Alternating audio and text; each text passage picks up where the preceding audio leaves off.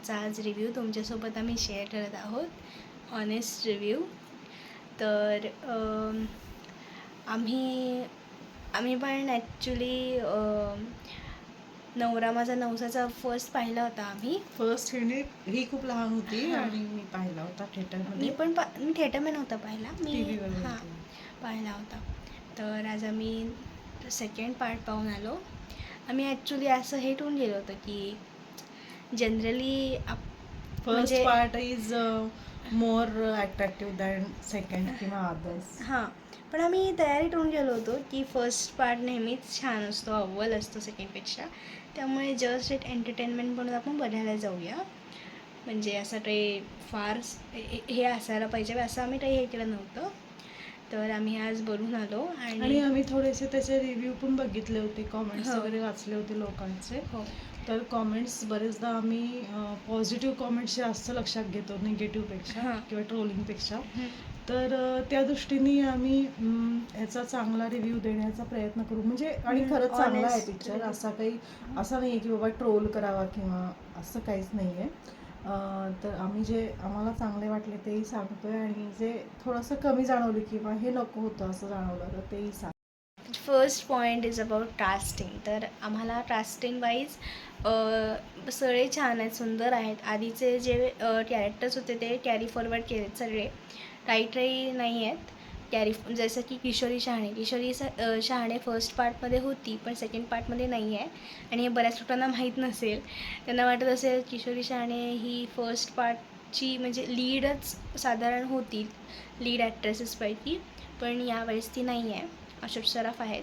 आणि स्वप्नील जोशी हे एक नवीन ॲड झाले. स्वप्नील जोशीबद्दल बरेच जणांनी ट्रोलिंग केलं की वयाने मोठा वाटतो किंवा अजून लहान वयाचा हिरो घेता आला असता किंवा ओव्हर ॲक्टिंगचं तर आम्हाला काही वाटलं. ओव्हर ॲक्टिंग नाही, स्वप्नील जोशीची ॲक्टिंग खरंच चांगली आहे. म्हणजे असं वाटतं की आपण दुसऱ्या नावांचा विचार केला ना याबद्दल की त्याच्यापेक्षा जरा कमी वयाचा वगैरे, पण त्याच्या ॲक्टिंगमध्ये तो अव्वल आहे. तर त्याच्यामुळे त्याचा हात तिथे कोणी नाही धरू शकत.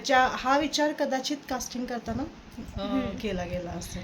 आम्हाला वयाचं थोडं वाटलं की कमी वयाचा असायला हवा होता, पण ठीक आहे आता त्यांनी तो विचार करून कदाचित घेतलाय की ऍक्टिंगच्या बाबतीत चांगला आहे. तर बाकी निर्मिती सावंत, अशोक सराफ, सुप्रिया पिलडावकर, सचिन सगळेच खूप मस्त ॲक्टिंग केली आहे. आणि सचिन, सुप्रिया ताई किंवा अशोक सराफ मामा तर त्यांच्यापैकी नावातच आहे. आणि त्यांनी जी ऍक्टिंगचा एक त्यांचा जो काय म्हणतो फ्लो होता ना बोलण्याचा किंवा टोनिंग, तर ते त्यांनी या पिक्चर मध्ये सुद्धा सेम कंटिन्यू केले. म्हणजे कुठे उच्चारण्यात चूक नाही किंवा टोन सुद्धा सेम त्यांनी इकडे परत तसाच घेतला. आपल्याला त्याची अगदी आठवण होईल. म्हणजे तो फर्स्ट पार्ट जो होता वॅकी तो म्हणण्याचा तो पण सेम आधी घेतलाय. म्हणजे आम्ही आता फोडत नाही, पण तुम्हाला माहितीच आहे ते कसं म्हणलं होतं त्यांनी. तर ते जे गाणं आहे चला ना गडे, तर ते पण इथे पण पिक्चराइज केलं गेलं. फक्त थोडंसं त्याचं पण पिक्चरायझेशन मला आवडलं पर्सनली. की ते थोडंसं वेगळ्या पद्धतीने असं थोडंसं वेगळं डिझाईन करून त्यांनी रॅप सॉन्ग टाईप केलं, थोडं छान वाटलं मला. तर दिस इज अबाउट ऑल कास्टिंग. आम्हाला फक्त स्वप्नील जोशीबद्दलच हे झालं, बाकी सगळ्यांची ॲक्टिंग मस्त, लई भारी. तर नेक्स्ट पार्ट इज अबाउट गाणी अँड म्युझिक. मस्त जायचं आहे गाणी. फर्स्ट पार्टमध्ये तर मस्तच होती. त्यांना पण प्रेशर असतं की एवढा फर्स्ट पार्ट ब्लॉकबस्टर झाला आहे, मस्त झाला आहे, गाणी एवढी गाजली आहे. तर सेकंड पार्टला ऑफकोर्स त्यांच्यावर खूप जास्त रिस्पॉन्सिबिलिटी असते. तर नॉट अबाउट ओनली सॉंग्स, पण कथा लेखन सगळ्याच बाबतीत एक प्रकारचं प्रेशर सेकंड पार्ट बनवताना असतं. तशी यातली गाणी आम्हाला 2-3 आवडली. ती छान आहेत. एक ते डमरू बाजेचं आहे, एक सुपारी डमरू वाजे आणि सुपारी फुटली, आणि चलाना डळेचं ते जे सेकंड मॉडिफिकेशनवालं गाणं छान केलंय. पिक्चरायझेशन वगैरे छान केलंय. पण या बाबतीत पण एक सांगता येईल की थोडंसं म्युझिकवर फोकस करून पिक्चर आणखीन अट्रॅक्टिव्ह पण करता आला असता. एक थोडासा म्युझिकचा भाग त्यांनी थोडासा एक म्हणजे not about so good not so bad असा एक मीडियम ह्याचा ठेवलेला आहे असं वाटतं. आणि सोनू निगमचं पहिलं एक गाणं होतं त्याच्यात, हिरवा निसर्ग हा भवतीने, फर्स्ट पार्टमध्ये. तर सेकंड पार्टमध्येही आपल्याला सोनू निगमचं गाणं बघायला मिळेल. सुपारी फुटलीमध्ये त्यांनी गायला आहे, पण त्याच्यात एक गायिकेने पण गायला आहे, त्यामुळे फुल फोकस त्या गाण्याचा त्याच्यावर नाही आहे. त्यामुळे त्यांनी गाण्यात अजून छान करता आलं असं त्यांना, पण ठीक आहे, गाणी पण छान आहेत, म्हणजे तुम्ही एन्जॉय करता ऑफकोर्स. आणि एक शेवटचं गाणं आहे जे डमरू बाजे डम डम डम त्यांनी डमरू एक बाजे, तर म्हणजे ते त्यांनी ना एंड करण्यासाठी एक वापर केला त्या गाण्याचा, म्हणजे फुल फोकस केला आणि बरंच मोठं गाणं आहे ते, पण त्यांनी ते शेवटी वापरलंय. काय होतं माहिती का, पिक्चर तसाही असतो मागचा, म्हणजे खूप सुंदरच होता पिक्चर आधीचा, पण त्या गाण्याने आधीचा पिक्चर वाव किती मस्त होता असंच वाटतं आपल्याला खाली उतरताना.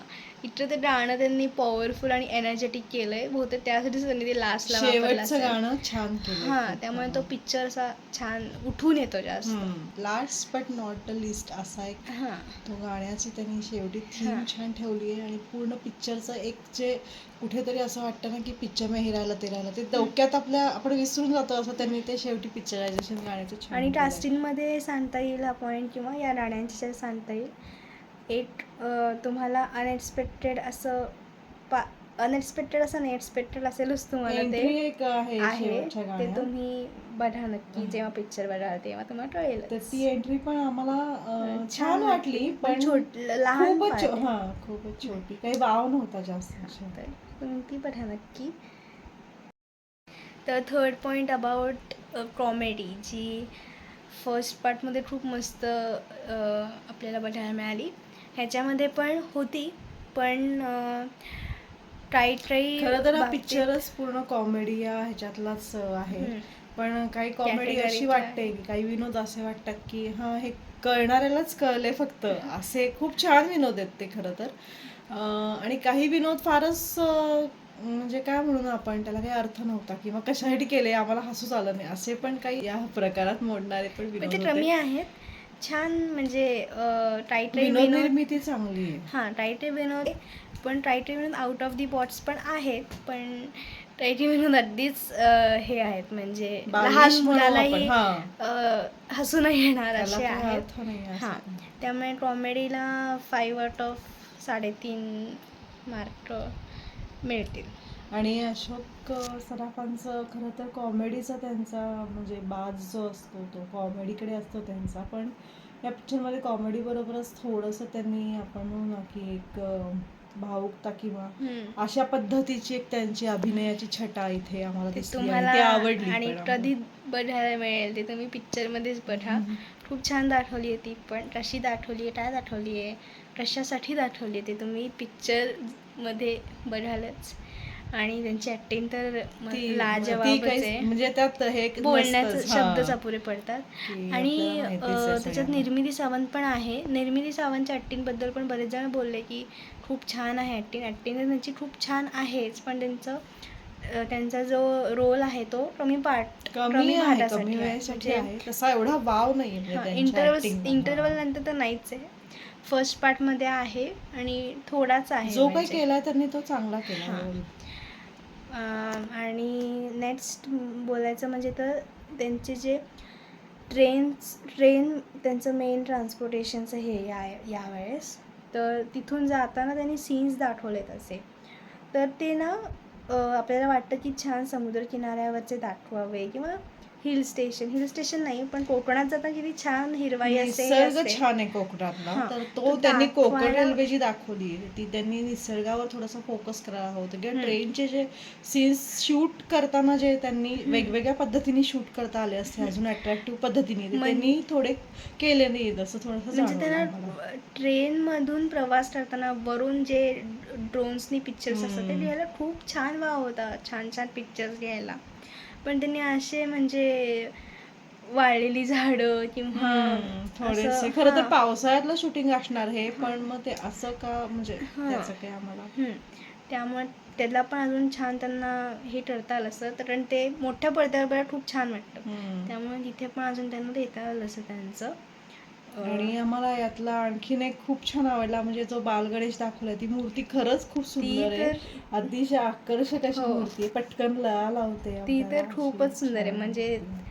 ती आयुष्यातली सर्वात हे मूर्ती असेल टायटल म्हणता मूर्त्या. येईल, हां. म्हणजे छान ती मूर्त्या आपल्याला दिसतात ना गणपती हो. बाप्पांच्या, त्यातली एक म्हणता येईल. म्हणजे पिक्चर बनवण्या एवढीच कष्ट त्या मूर्तीला बनवायला घेतलेत असं वाटतं. ती मूर्तीच मेन ह्यांच्यापेक्षा सगळ्यांपेक्षा गणपती बाप्पाच आपले भाव ठेवून जातात. ते आहेतच तसे. त्यामुळे त्यांच्याच आशीर्वादांमुळे हे सगळं होतं. आणि कॉमेडी आणि ह्याच्याबद्दल एवढंच. तर फर्स्ट पार्ट आणि सेकंड पार्टची लोक कम्पॅरिझन करतात. तर सेकंड पार्ट मला आवडला, म्हणजे छान वाटला. तुला कसं वाटला? मला पण सेकंड पार्ट आवडला, पण मध्यंतरापर्यंतचा पिक्चर मला थोडासा बोर झाला, नंतरचा मला पिक्चर आवडला. आणि टायटल लोकांना तसं first part old is gold म्हणतात, तसं त्यांनी खूप वेळा पाहिलेला असतो, त्यांच्या काळचा पिक्चर असतो, त्यामुळे त्यांना खूप भावून जातो तो. म्हणजे ती संकल्पना तेव्हा नवीन होती ना सगळी, पहिल्या जोड्स नवीन होते, पार्टच्या नवस कन्सेप्ट आणि गणपती बाप्पाला नवस, हे सगळं आता विषयच नवीन होता. विषयच नवीन हां, पण आत्ता जे सेकंड पार्ट पाहतायत आणि ज्यांनी फर्स्ट पार्ट पाहिला नाही आहे, म्हणजे पहिल्यांदाच या विषयावर पिक्चर पाहत आहेत, त्यांना खूप आवडेल, कारण त्यांच्यासाठी विषयच नवीन आहे. आणि आम्ही आता पण थिएटरमध्ये जे पाहिलं दृश्य, की लहान मुलं खूप एन्जॉय करत होती हा पिक्चर. ती गणपती बाप्पा वगैरे आले की जोरात गणपती बाप्पा मोरया, मग आरतीला टाळ्या वाजवत होती, असं छान चाललं होतं सगळं. आणि एक हे की तुम्हाला म्हणजे एक पॉईंटला वाटतं की आधीचाच छान होता, पण दुसऱ्या ह्याने विचार केला की ह्यांनी पण ह्याच्यात दिलं आहे त्यांचा 100%. कारण पहिला फर्स्ट पार्ट आठवला की त्याच्यात पण एक अशीच एक स्टोरी आहे की तो पुतळा असतो, त्याची सगळी स्टोरी आहे नंतर STमधली. पण ह्याच्यात पण वेगवेगळ्या त्यांनी जोड्स हे करून किंवा वेगवेगळी स्टोरी हे करून त्यांनी त्यांच्या परीने 100% दिलं आहे. त्यामुळे तुम्हाला ते आधीचं असल्यामुळे वाटतं, पण ह्या पिक्चरच्या मनाने त्यांनी तो पिक्चर मला तर आवडला, म्हणजे त्यामुळे छान आहे. आईला मी 4/5 देईन. Out of 3.5. तुझ्यासाठी 3.5 करू शकते मी. नाही, छान आहे तो. 3.5 आईचं आणि माझं 4. मी ॲक्च्युली 4.5 पण देईन, पण ठीक आहे. आणि यांच्यात अजून एक आपल्याला सांगायचं राहिलं की सचिन आणि सुप्रिया पिळगावकर यांची त्यावेळेस ते वाटत होते ना तसेच दिसतात, म्हणजे फारसा फरक नाही आम्हाला. अशोक सराफ मेन. अशोक सराफ, ते सुप्रिया पिळगावकर, त्यावेळेच्या त्याच पिक्चरची, त्या पिक्चरमध्ये त्यांच्या व्यक्तिरेखांची आम्हाला इथे आठवण झाली. अगदी बोलण्याचा टोन किंवा दिसण्याचं. सचिन तर सेम. सचिन सेम. अशोक सराफ. सुप्रिया थोडीशी, सुप्रिया त्या थोड्याशा मला म्हणजे त्या आता वयानुसार वाटल्या, पण त्यांची ऍक्टिंग, बोलण्याची सेम स्टाईल किंवा आणि नॅचरल ऍक्टिंग आहे, खूप नॅचरल ऍक्टिंग आहे. त्यामुळे नक्की तुम्ही पिक्चर बघायला जा आणि आम्हाला कमेंट करून कळवा तुम्हाला कसा वाटला. नक्की तुम्हाला आवडेल. त्यामुळे न्यू पिक्चर म्हणून बघायला जा तुम्ही, फर्स्टची तुलना करू नका आणि तुम्हाला नक्की आवडेल, हीच आमची अपेक्षा आहे. थँक्यू.